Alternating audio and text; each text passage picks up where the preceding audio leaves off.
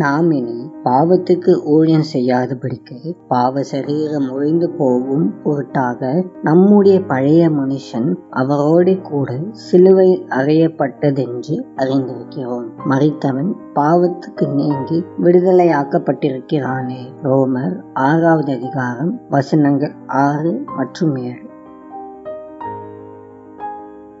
பெரும்பாலான மக்கள் சுதந்திரம் என்றால் எந்த விதிகளோ வரம்புகளோ கட்டுப்பாடுகளோ இல்லாமல் மனம் போன போக்கில் வாழ்வது என்று நினைக்கிறார்கள்.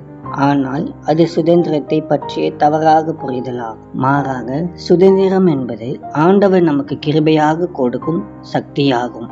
அது நமக்கு நன்மை தரும் காரியங்களுக்கு ஆம் என்றும் தீமை தரும் காரியங்களுக்கு இல்லை என்றும் சொல்ல உதவுகிறது. தவறான காரியங்களுக்கு இல்லை என்று சொல்லும் சக்தி நம்மிடமில்லை என்றால் அதற்கு நாம் அடிமையாக இருக்கிறோம். அதனுடன் நம்முடைய வாழ்க்கையில் கசப்பு, வெறுப்பு, கோபங்கள் என எல்லா தீமைகளும் வருகின்றன.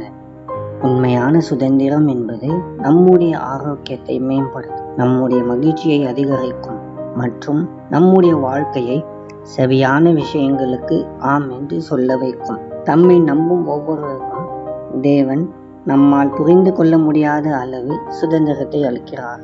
இதற்காகவே இயேசு கிறிஸ்து இந்த உலகத்திற்கு மனிதனாக வந்தார். எனவேதான் குமாரன் உங்களை விடுதலையாக்கினால் நீங்கள் மெய்யாகவே விடுதலையாவீர்கள் என்று பரிசுத்த வேதாகமம் கூறுகின்றது. அன்பின் பரலோக தந்தையே, இந்த நல்ல நாளுக்காக உமக்கு நன்றி. கர்த்தாவே, நீர் இதுவரைக்கும் செய்த எல்லா நன்மைகளுக்காகவும் ஸ்தோத்திரம் செலுத்துகிறோம். ஆண்டவரே, நாங்கள் நீர் தந்திருக்கிற சுதந்திரத்தை தவறாக பயன்படுத்தாமல் சரியான விஷயங்களுக்கு ஆம் என்றும் தேவையில்லாத விஷயங்களுக்கு வேண்டாம் என்றும் சொல்வதற்கும் கிருபை தந்தருளும். ஆண்டவரே, உம்முடைய வசனத்தின்படி நீர் எங்களுக்கு தந்திருக்கிற நிரந்தரமான விடுதலைக்காக உமக்கு நன்றி.